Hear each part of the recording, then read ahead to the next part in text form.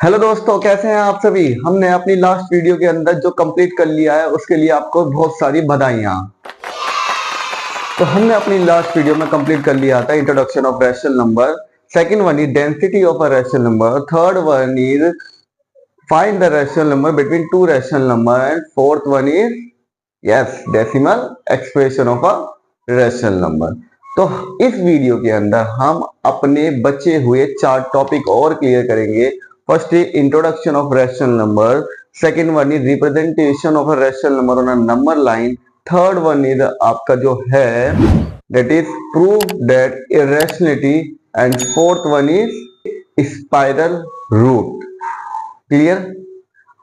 तो जिस बच्चे ने अभी तक वो फर्स्ट वीडियो नहीं देखा या पार्ट 1 नहीं देखा, उसका लिंक डिस्क्रिप्शन के अंदर दिया गया है। तो सबसे पहले जल्दी से आप उसे देख लेंगे, तब जाके इस वीडियो में आएंगे। चलिए शुरू करते हैं अपने नेक्स्ट 4 टॉपिक्स।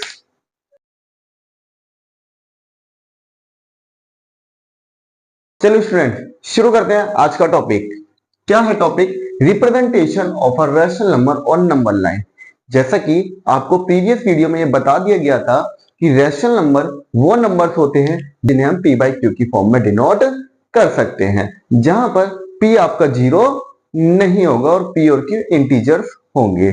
आपके जितने भी नंबर्स होते हैं, whole number, natural number, even number, odd number, integer, सब आपके रैशनल नंबर की कैटेगरी में आते थे।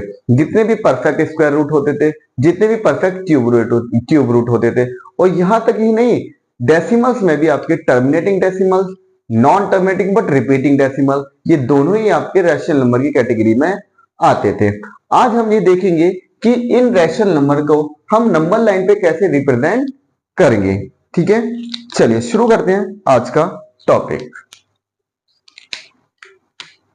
देखिए बेटा, जैसे कि आपको पता है कि नंबर लाइन एक सीधी लाइन होती है जिसपे आप नंबरों को रखते हैं। डेट मीन आपके मिडल में 0 होगा, इस साइड आप जाएंगे तो 1 2 3 4 5 और ये कभी खत्म नहीं होगा। और इस साइड आप चले जाएंगे लेफ्ट साइड में तो ये -1 -2 -3 -4 डॉट डॉट डॉट। जी हाँ, आपने सही समझा, ये इंटीजर्स हैं जिन्हें हम नंबर लाइन पे रख रहे हैं। ठीक है, अब इसी नंबर लाइन पे हमें तरह तरह के रैशनल नंबर को रखना है। ठीक है, चलिए देखते हैं कैसे रखते हैं। हम शुरुआत में एक नॉर्मल सा नंबर लेके चलेंगे। शुरुआत में जैसे हमने बोला, फॉर एग्जांपल 3 एक रैशनल नंबर होता है, तो 3 को नंबर लाइन पे रिप्रेजेंट करिए। तो कोई दिक्कत नहीं, आपका 3 कहाँ है? 1 2 3, ये रहा आपका 3, इसे हमने नंबर लाइन पे रिप्रेजेंट कर दिया है। यहाँ पर आप अगर नॉर्मल नंबर होते हैं तो आप उसे कर सकते हैं। ठीक है, जैसे दूसरा नंबर हम ले लेते हैं कि आप -2 को करके दिखाइए।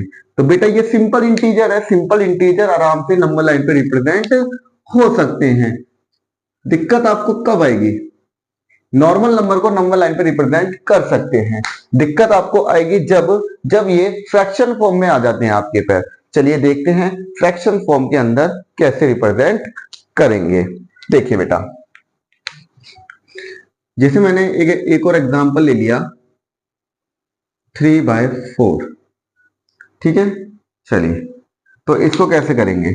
तो सबसे पहले आप ये ध्यान रखेंगे कि फ्रैक्शन 2 तरह के होंगे। पहला जो होगा आपका केस 1 हम करेंगे। यहाँ पे केस 1 हम जो लेके चलेंगे उसमें ये मान के चलेंगे कि जो न्यूमरेटर है और डिनोमिनेटर है, जो न्यूमरेटर है वो छोटा होगा। किससे छोटा होगा बेटा? डेनोमिनेटर से। ये बड़ा होगा आपका पहला केस ये। ठीक है, अभी हम केस 1 पढ़ रहे हैं जिसके अंदर आपको ये देखना है कि न्यूमरेटर और डेनोमिनेटर में क्या फर्क है। अगर न्यूमरेटर आपका छोटा है तो केस फर्स्ट बनेगा। जी अब इसके अंदर चलिए, न्यूमरेटर कैसा है बेटा? ये आपने बोला जी सर ये न्यूमरेटर छोटा है, डेनोमिनेटर बड़ा है इसके अंदर। ठीक है, तो बेटा इसको करने के लिए आप एक सीधी नंबर लाइन बनाएंगे और हाँ ये ध्यान रखेंगे कि जब भी न्यूमरेटर छोटा होता है डेनोमिनेटर से तो ये हमेशा डेसिमल जो होगा इसका 0 और 1 के बीच में होगा। हाँ जी, इसका रिप्रेजेंटेशन जो होगा वो 0 और 1 के बीच में रहेगा। क्यों रहेगा वो हम आपको बता देते हैं। -1 -2 -3 डॉट डॉट डॉट। सीखे यहाँ पे, अगर हम इसे 3/4 को काटेंगे तो बेटा पहले तो यहाँ पे पॉइंट आ जाएगा क्योंकि ये कटेगा नहीं। 31 गया, 4 7 जा 28 एंड 2 जा 0, 4 5 जा 20, यानी कि जो इसकी वैल्यू आएगी वो 0 और 1 के बीच में ही रहेगी। ठीक है, तो इसलिए जब भी ये केस आता है, न्यूमरेटर आपका छोटा होता है, डिनोमिनेटर आपका बड़ा होता है, तो इस केस के अंदर हम क्या करते हैं, 0 और 1 के बीच में ही लेते हैं हमेशा। ठीक है, अब आप पहले ये देखेंगे कि इसके डिनोमिनेटर में वैल्यू कितनी है। आपने बोला 4, तो हम 0 और 1 को 4 बराबर हिस्सों में बांट लेंगे, 4 इक्वल पार्ट्स, 1 2 3। ठीक है, जब हमने 4 इक्वल पार्ट्स में बांट लिया इसे, अब आप ये देखेंगे कि ऊपर कौन सा हिस्सा है। आपने बोला 3 हिस्सा है, तीसरा हिस्सा, तो 1 2 3, तो ये आपका जो होगा रिप्रेजेंटेशन हो जाएगा 3/4 का। ठीक है बेटा, ठीक है, एक और बार देख लेते हैं, एक और सवाल की तरफ चलते हैं, वो जल्दी क्लियर होगी आपको। अब जैसे हमने आपको बोला -5/7, तो बेटा वही आपको देखना है पहले कि न्यूमरेटर आपका डिनोमिनेटर से छोटा है या बड़ा है।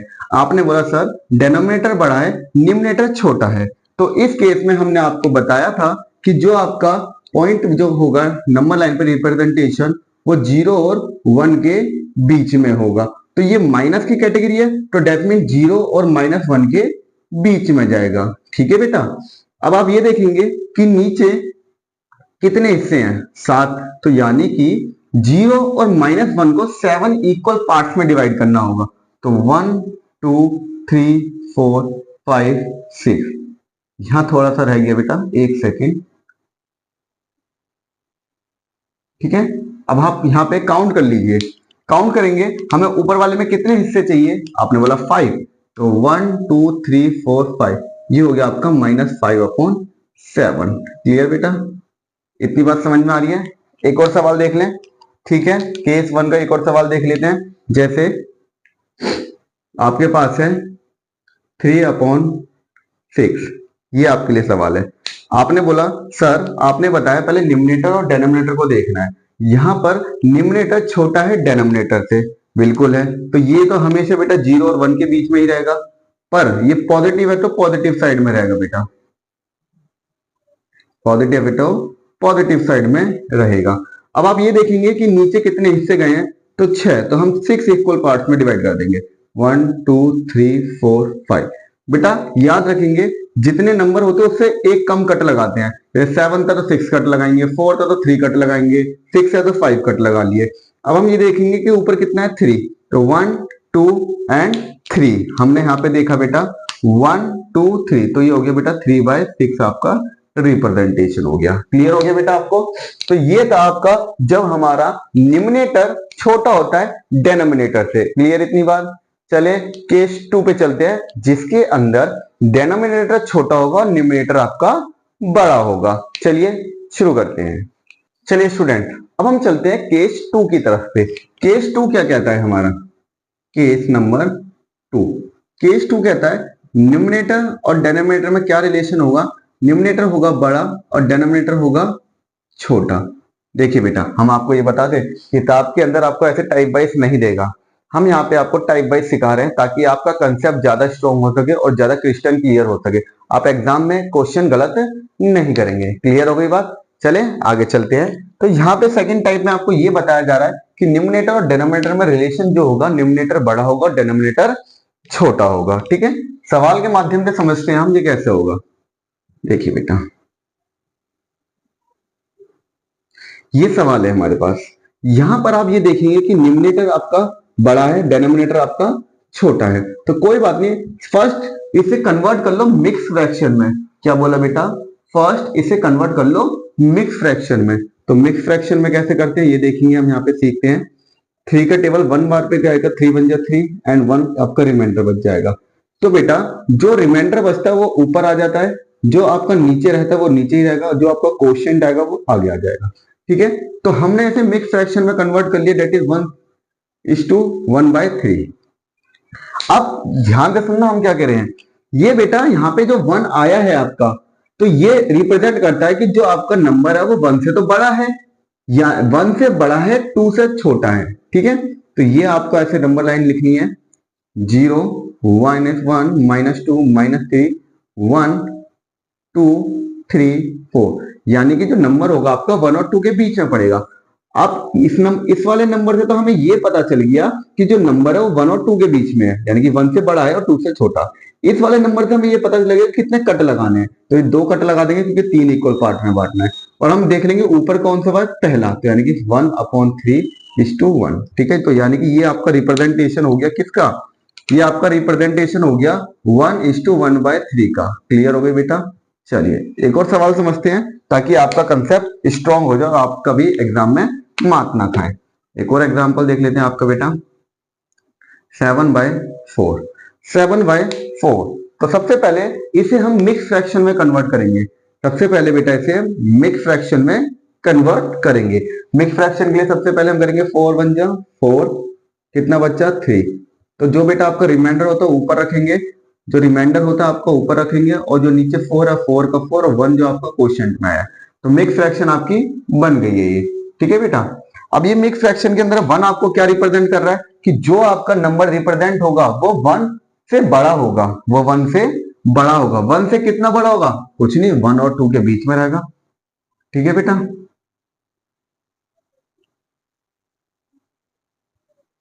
ठीक, अब नीचे आपका 4 है तो यहाँ पे आप 3 कट लगा लीजिए, 1 2 3, 3 कट्स लगा लिए। अब आप ये देखेंगे कि ऊपर कितना है 3, तो 1 2 3, तो ये हो जाएगा 3/4:1, क्योंकि 1 से बड़ा था तो 1 और 2 के बीच में ही आएगा ये नंबर, 1 और 2 के बीच में ही आएगा। ठीक है, चले एक और सवाल करें। ठीक है, एक और सवाल की तरफ बढ़ते हैं। ठीक है बेटा, एक और एग्जांपल ले लेते हैं हम 10/3। चलिए बेटा, इसे करने के लिए बड़ा ही मजेदार है। सबसे पहले हम क्या करेंगे, मिक्स फ्रैक्शन में करेंगे। ठीक है बेटा, तो 10:3, तो 3 3 9 -1, 1 बचा रिमाइंडर। तो बेटा जो आपका रिमाइंडर आता है वो ऊपर आता है, जो क्वोशिएंट रहता है नीचे रहता है, और जो इधर आएगा यहाँ पे आ जाएगा। ठीक, तो ये आपका आगे वाला 3 क्या रिप्रेजेंट कर रहा है, ये आगे वाला 3 आपको ये रिप्रेजेंट कर रहा है कि जो नंबर होगा आपका 3 और 4 के बीच में रहेगा। तो ठीक है भाई, हम कर देते हैं ये 0 1 2 3 4 5 6 -1 -2 -3। अब 3 और 4 में कितने कट लगाने हैं, ये 3 1 2 2 कट लगाएं क्योंकि 3 हमें चाहिए होते हैं। अब आप ये देखेंगे कौन सा है, आपने बोला पहला वाला, तो ये रहा पहला वाला, तो 1/3 3:2।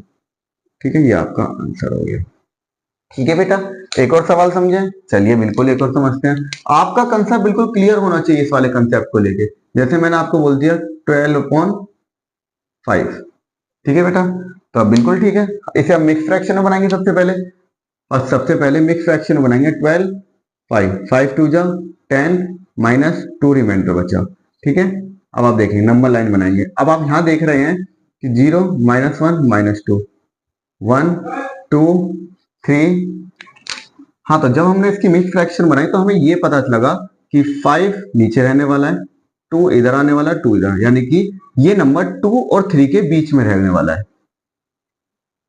जब 2 और 3 के बीच में रहा, हम यहां देखेंगे कितने हैं 5, तो यानी कि 4 कट मारेंगे, 4 कट लगा दिए। अब आपको कौन सा कट चाहिए, आपने बोला सेकंड कट चाहिए क्योंकि ऊपर सेकंड है, तो 1 2 2/5:2। ठीक है बेटा, अब आपको ये कंसेप्ट क्लियर हो गया होगा केस 2 का। केस 2 के अंदर न्यूमरेटर आपका बड़ा होता है, डिनोमिनेटर आपका छोटा होता है। तो सॉल्व करने का तरीका क्या है, first convert into mix fraction. Mix fraction में जैसे कन्वर्ट करेंगे, जो आगे वाला नंबर होगा उससे तो बड़ा रहेगा, और जो उसके अगला वाला होगा उसके बीच छोटा रहेगा। तो यानी कि अगर इधर 1 है तो ये नंबर 1 और 2 के बीच में रहेगा। फिर आपको नीचे वाला नंबर देखना है, उन दोनों के बीच में कितने नंबर होने चाहिए, कट लगाने चाहिए, 3 कट लगाने, फिर ऊपर वाले से डिनोट कर देंगे। इसके बाद क्लियर हो गई। अब हम नेक्स्ट कंसेप्ट समझेंगे, यानी कि केस थर्ड चलेगा। ठीक है, जिसके अंदर मल्टीपल्स नंबर एक ही नंबर लाइन पे रिप्रेजेंट करेंगे। क्लियर। चलिए स्टूडेंट्स, हमने केस 1 और केस 2 देख लिया है। केस 1 के अंदर न्यूमरेटर हमारा छोटा होता है, डिनोमिनेटर बड़ा होता है। वही केस 2 के अंदर डिनोमिनेटर हमारा छोटा होता है, न्यूमरेटर हमारा बड़ा होता है। चलिए हम केस थर्ड देखते हैं, जिसके अंदर केस थर्ड, इसके अंदर क्या होता है कि कुछ एक ही नंबर लाइन पे बहुत सारे फ्रैक्शंस को हम डिनोट करेंगे। क्लियर। जैसे एक एग्जांपल ले लेते हैं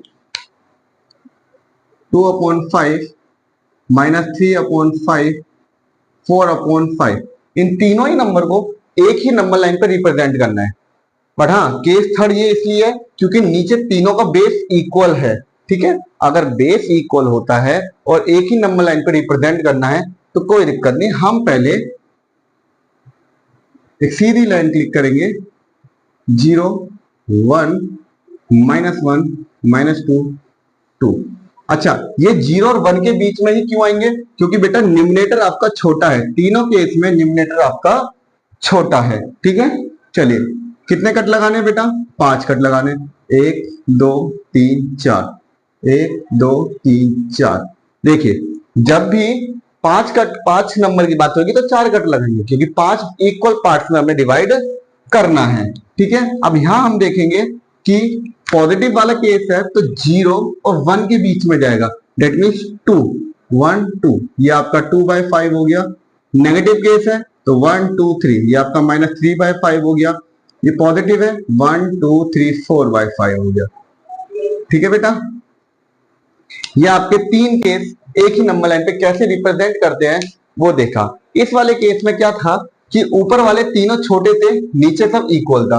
अब हम ये देखेंगे कि नीचे तो इक्वल रहता है पर ऊपर बड़ा नंबर रहेगा। क्लियर? उससे पहले एक और सवाल देखना है, चलिए आगे चलते हैं।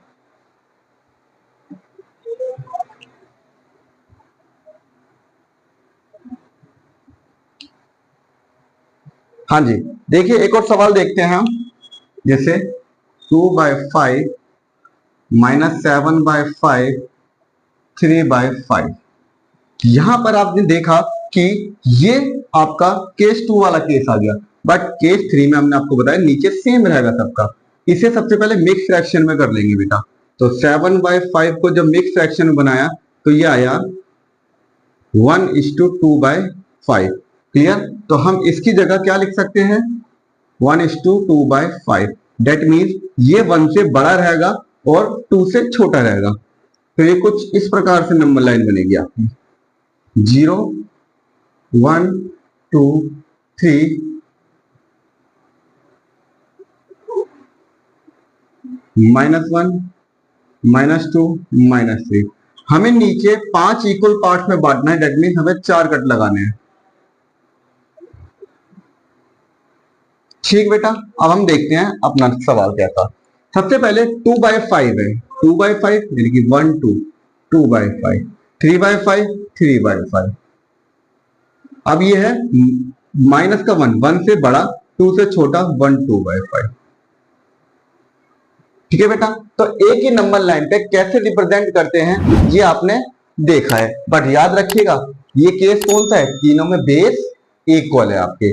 ठीक है, एक और सवाल देखें, चलिए एक और सवाल देखते हैं।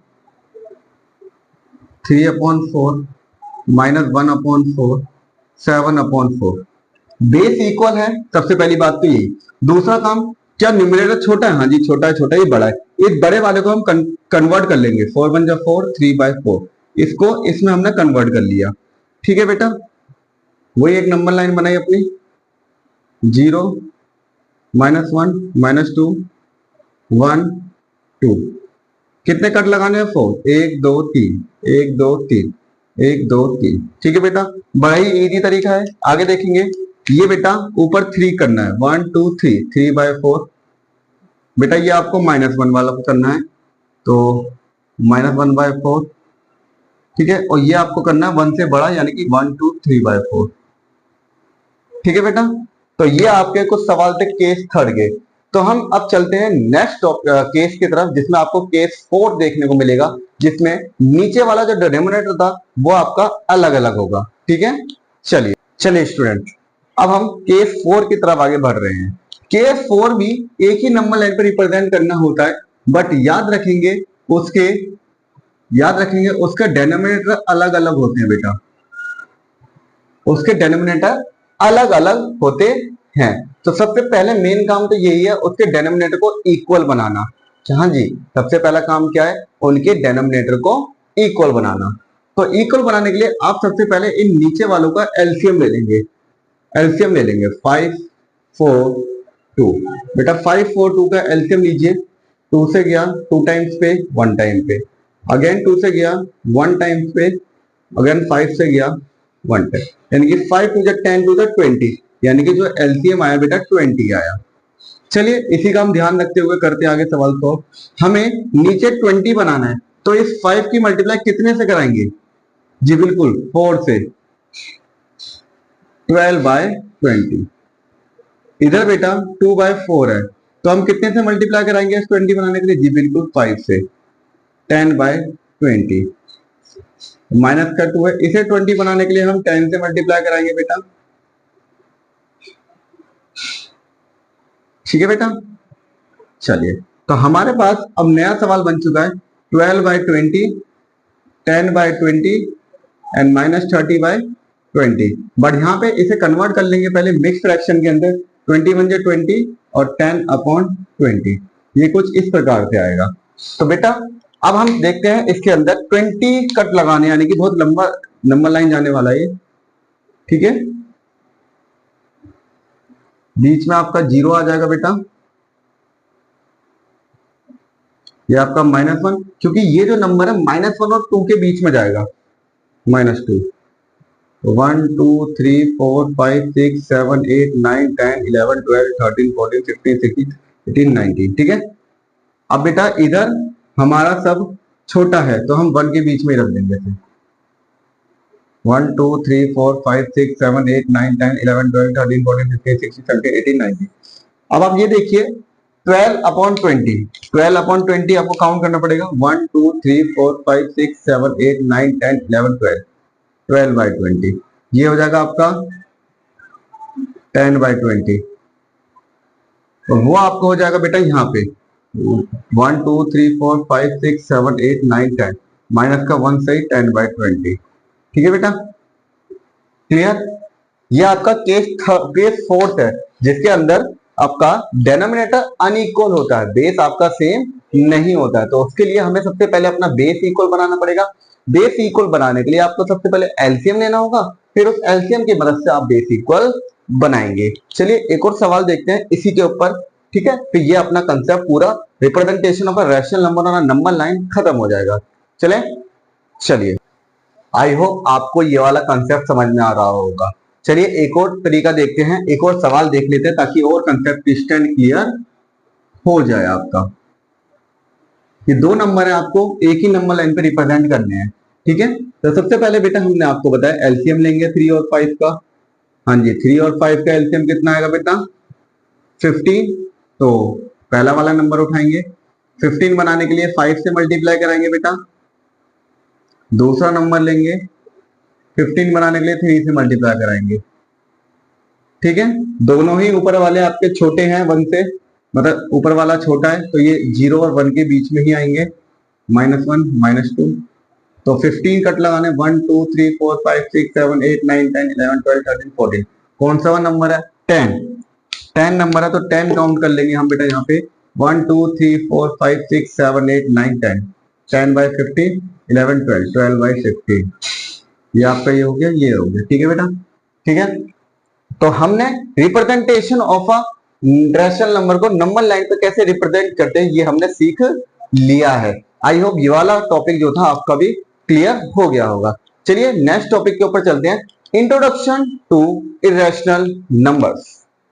चलिए स्टूडेंट एक नया टॉपिक है इंट्रोडक्शन टू इरेशनल नंबर। हमने आपको रैशनल नंबर की कैटेगरी बहुत अच्छी तरीके से बता दी कि रैशनल नंबर वो नंबर होते हैं जिन्हें p/q की फॉर्म में डिनोट करा जा सकता है और q कभी 0 नहीं होगा। इसका उल्टा हमारा होता है इरेशनल नंबर। इरेशनल नंबर वो नंबर होते हैं जिन्हें हम p/q की फॉर्म में डिनोट नहीं कर सकते हैं। इसके अंदर गिने चुने कुछ ही आते हैं, वो हम देखते हैं कौन कौन से होते हैं। सबसे पहली बात तो हमने ये बात करी कि ऐसे नंबर जिन्हें हम p/q की फॉर्म में नहीं डिनोट कर सकते हैं। ठीक है, इसके अंदर कुछ कैटेगरी है वो देख लेंगे, वो उन्हें ध्यान से समझेंगे, कुछ ही कैटेगरी है। ठीक है, सबसे पहली जो कैटेगरी आती है बेटा पाई। पाई एक ऐसा नंबर है जिसकी वैल्यू अभी तक फाइंड नहीं करी गई है। ठीक है, पाई की अभी तक वैल्यू फाइंड नहीं करी गई है। हाँ, हालांकि ऐसा बोलते हैं पाई की अप्रोक्स वैल्यू 3.14 होती है या फिर हम उसे 22/6 7 लिख सकते हैं, बट वो एग्जैक्ट नहीं है। इसलिए कहीं भी आपको पाई मिल जाए तो वो कंफर्म है, वो इरेशनल है। क्लियर हो गई बात। दूसरा, non terminating non repeating.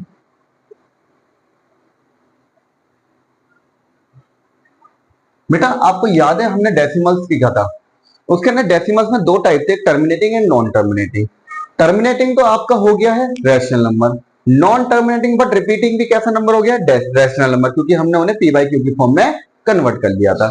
But एक डेसिमल एक्सप्रेशन और बन जाता है नॉन टर्मिनेटिंग बट रिपीटिंग, जो कुछ इस प्रकार होते हैं आपके 27543627533, यानी कि जो कभी रुकते नहीं है और ना ही रिपीट होते हैं, और ऐसे डेसिमल्स को हम non terminating but repeating decimal, non terminating non repeating decimal बोलते हैं। ठीक है, तो ना तो हम इसके जीरो पॉइंट हटा के कितने जीरो वो नहीं लगा सकते, और ना ही इसके ऊपर बार है तो हम बार की तरह सॉल्व कर सकते हैं, तो इसलिए हम इसे इर्रेशनल नंबर की कैटेगरी में डालते हैं। ठीक है बेटा, एक और एग्जांपल ले लीजिए 3265432639।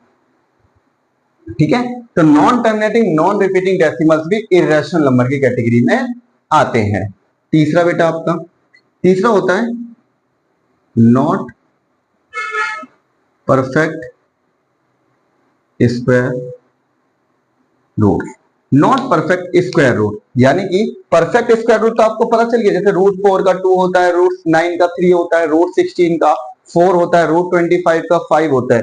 वैसे ही नॉट परफेक्ट स्क्वायर रूट क्या होते हैं, √2, √3, √5, √6, √7, √8, ये बहुत सारे जितने भी होते हैं ये परफेक्ट नहीं होते, इनकी वैल्यू परफेक्ट में नहीं आती है, तो इनको हम इर्रेशनल नंबर की कैटेगरी में रखते हैं। नेक्स्ट टाइप आपका fourth, not perfect cube root. बेटा परफेक्ट क्यूब रूट वो होती है जैसे cube root of 8 is 2, cube root of 27 is 3, cube root of 64 is 4, cube root of 125 is 5। But कुछ नंबर्स ऐसे होते हैं जिनकी परफेक्ट क्यूब रूट नहीं होती है, जैसे cube root of 2, cube root of 3, cube root of 4, cube root of 5, cube root of 6, ऐसे नंबर्स तो जो परफेक्ट क्यूब रूट नहीं होते हैं, तो परफेक्ट क्यूब रूट नहीं होते हैं उन्हें भी हम किसकी कैटेगरी में डालते हैं, इर्रेशनल नंबर की कैटेगरी में डालते हैं। तो मेजर आपकी चार कैटेगरी होती है इर्रेशनल नंबर की, एक पाई, एक नॉन टर्मिनेटिंग नॉन रिपीटिंग, एक नॉट परफेक्ट क्यूब रूट, एक non perfect square root. Clear, ये आपको अगर चार कैटेगरी याद है या आपने इन चार कैटेगरियों को अच्छे तरीके से देख लिया तो आप रैशनल और इर्रेशनल को बड़े अच्छे तरीके से क्लासिफाई कर सकते हैं। क्लियर इतनी बात, तो देखते हैं रैशनल और इर्रेशनल के बीच में क्या डिफरेंस होता है, उसको एक सवाल के माध्यम से समझते हैं। अगर वो सवाल आपने ठीक कर दिया तो समझ लीजिए आपको रैशनल और इर्रेशनल का कंसेप्ट बड़े अच्छे तरीके से आ गया। चलिए देखते हैं क्या है वो सवाल। चलिए स्टूडेंट, हमने आपके लिए कुछ क्वेश्चंस डाले हैं जिससे आप ये क्लासिफाई कर सके कि कौन सा रैशनल नंबर है और कौन सा इर्रेशनल नंबर है। क्लियर, आपको पता है रैशनल नंबर की कंडीशन क्या है, ठीक है, जिसे हम पी बाई क्यू की फॉर्म में डिनोट कर सकते हैं और क्यू जीरो नहीं होता। Perfect square root, perfect cube root, terminating decimal, non terminating but repeating decimal, जितने भी सारे नंबर्स होते हैं उनके नीचे 1 लगा दीजिए, इंटीजर हो, होल नंबर और नेचुरल नंबर, ये सारे रैशनल नंबर होते हैं। हमारे इर्रेशनल नंबर की कंडीशन आपको पता है, not a perfect square root, not a perfect cube root, pi वाला, नॉन टर्मिनेटिंग नॉन रिपीटिंग वाला। क्लियर, चलिए आप हमें बताइएगा कौन सा है। √81, √81 9 का होता है, और 9 का जब ये हो गया 81, 9 के जब 1 लगा दिया तो कैसा नंबर बन गया, रैशनल। जितने भी बार वाले होते हैं, हमने आपको बताया था जितने भी बार वाले होते हैं ये डेसिमल एक्सप्रेशन में कौन सा होते हैं, नॉन टर्मिनेटिंग बट रिपीटिंग, ये भी कैसे होते हैं, रैशनल। 83 किसी का परफेक्ट स्क्वायर रूट नहीं होता है, तो ये कैसे में आ जाएंगे बेटा, इर्रेशनल। पाई वाले जितने भी होते हैं इर्रेशनल। क्या ये रिपीट हो रहा है, नहीं जी, बट रुक भी नहीं रहा है, ना रुक रहा है ना रिपीट हो रहा है, तो ये नॉन टर्मिनेटिंग नॉन रिपीटिंग होते हैं। आंख बंद करके इर्रेशनल लगा दीजिए। पी वाई क्यू की फॉर्म है, क्यू जीरो नहीं है, रैशनल है। रिपीट नहीं हो रहा बट रुका हुआ है तो ये टर्मिनेटिंग है, टर्मिनेटिंग मतलब रैशनल। ओनली एक होल नंबर है, whole number rational, whole number rational, P by Q की फॉर्म में रैशनल। अच्छा बताइए आप, पी अपॉन क्यू है रैशनल, टर्मिनेटिंग है रैशनल, परफेक्ट है 8 का होता है, ये 8 का होता है 8/1 rational, pi by p by Q की फॉर्म है rational, not a perfect square root irrational, repeat नहीं हो रहा है, non terminating non repeating irrational, बार वाले question rational, perfect square root rational, P by q rational, repeat हो रहा है बिल्कुल हो रहा है तो रैशनल। आप यहां देखेंगे हमने 20 सवाल में आपको रैशनल और इररेशनल नंबर को कितने अच्छे तरीके से एक्सप्लेन करा है। रैशनल और इररेशनल नंबर यहां पर आपका आके खत्म हो जाता है। आपने रैशनल को अच्छी तरीके से समझा, इररेशनल को बहुत अच्छी तरीके से समझ लिया। ये हमने 20 क्वेश्चंस कर लिए हैं। 20 क्वेश्चन करने के बाद आप रैशनल और इररेशनल को अच्छी तरीके से समझ पाएंगे। वीडियो को पॉज करेंगे और अपने आप इनके आंसर देंगे, फिर आप मैच करेंगे कि आपने कितने आंसर ठीक दिए। तो अब हम चलते हैं नेक्स्ट टॉपिक पे, spiral root of rational number. चलिए चलिए स्टूडेंट, अब हमारा नेक्स्ट टॉपिक है द स्क्वायर रूट स्पाइरल। देखिए इसके अंदर होता क्या है, एक स्पाइरल फॉर्म में जनरेट करना है हमें स्क्वायर रूट्स का। स्क्वायर रूट मतलब क्या होगा आपका, √2, √3, √4, √5, √6, √7, ऐसे ऐसे चलते जाएगा और उसका एक स्पाइरल बन जाएगा। देखते हैं किस तरीके से बनता है। सबसे पहले एक स्केल लेंगे, स्केल से 1 सेंटीमीटर की 1 सेंटीमीटर की आपको एक लाइन ड्रॉ करना है। ठीक, जब 1 सेंटीमीटर की लाइन ड्रॉ करेंगे इसे नाम दे देंगे OA। फिर इधर आपको परपेंडिकुलर ड्रॉ करनी है, वो भी 1 सेंटीमीटर की। ठीक है बेटा, 1 सेंटीमीटर की परपेंडिकुलर इसका नाम दे दिया B। फिर O और B को आप अटैच करवाएंगे, O और B को आप अटैच कर देंगे। ठीक है, और ये लाइन बेटा आप सीधी क्लिक कर देंगे और 1 सेंटीमीटर का आप कट लगा देंगे। जैसे आपका ये काम हो जाएगा, आप यहां देखेंगे यहां पे 90 डिग्री का एंगल बन जाएगा। 90 डिग्री का एंगल बनते ही आप यहां पे आप पाइथागोरस थ्योरम लगाएंगे, 1 का स्क्वायर प्लस 1 का स्क्वायर दैट इज √2। 1 का स्क्वायर 1, 1 का स्क्वायर 1, 1 और 1 2। जैसे ही आपने इतना काम करा, फिर आप अपना प्रोटेक्टर लेंगे, प्रोटेक्टर को यहां रखेंगे और यहां पर कट लगाएंगे और नीचे ऐसे अपने आप ड्रॉप करते हुए लेके आएंगे। तो ये √2 का नंबर लाइन पे रिप्रेजेंटेशन हो गया। फिर आप अगेन सेम प्रोसेस करेंगे और इसके ऊपर इधर से 1 सेंटीमीटर की लाइन ड्रॉ करेंगे। 1 सेंटीमीटर लाइन ड्रॉ करी, फिर आपने दोबारा अटैच कर दिया इससे, ये आपकी 1 सेंटीमीटर हो गई, इसे आपने C नाम दे दिया। फिर आप वही अगेन प्रोसेस करेंगे इसके अंदर, ये आपका √2 था तो √2 का स्क्वायर 2, 1 का स्क्वायर 1 दैट इज √3। जैसे ही √3 निकला आपका, प्रोटेक्टर की मदद लेंगे, यहां पे रखेंगे और यहां से कट मारना शुरू करेंगे। ये आपका हो गया √3 का रिप्रेजेंटेशन नंबर लाइन पे। दोबारा अगेन यही प्रोसेस आप जारी रखेंगे। कब तक जारी रखेंगे, जब तक एग्जामिनर ये ना देख ले कि आपको कहां तक निकलवाना है इसे। ठीक है बेटा, ये आपने 1 सेंटीमीटर क्लिक करी, आपने अगेन अटैच कर दिया, इसे D नाम दे दिया। अगेन 1 सेंटीमीटर है, आप ये याद रखेंगे। फिर दोबारा से वही पाइथागोरस थ्योरम लगाएंगे, इसके अंदर ये √3 हो गया तो 3 + 1 दैट इज 4 रूट, और √4 का 2 होता है। ये लाइन हमेशा 2 पे टच करेगी, 2 पे टच करेंगे आपकी। ठीक है, तो ये 2 पे टच करेगी। ये बेटा 90 डिग्री के एंगल होते हैं, इसलिए हम पाइथागोरस थ्योरम लगा रहे हैं इसके अंदर। ठीक है बेटा, आगे ऐसे ही फर्दर चलता रहेगा और ऐसे जब तक बोल रहा है तब तक हम चलाएंगे और ये एक स्पाइरल की फॉर्म ले लेगा, ये एक स्पाइरल की फॉर्म ले लेगा और ये आपको बन जाएगा √5 का। √5 पे जैसे बनेगा, √5 का बन गया ये, आप यहाँ पे देखेंगे ये थोड़ा सा आगे चले जाएगा √5 का।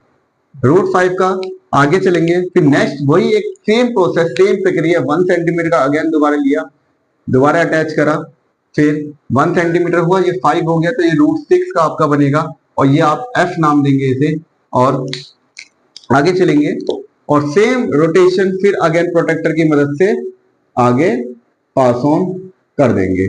फिर ऐसे ही चलता रहेगा ये प्रक्रिया आपकी चलती रहेगी, ये प्रक्रिया आपकी चलती रहेगी और एक बेहद खूबसूरत आपका एक स्पाइरल नजर आएगा, आपको बेहद शानदार तरीके से एक स्पाइरल नजर आएगा जो बिल्कुल एक रेनबो की मदद का आपको लगने वाला है।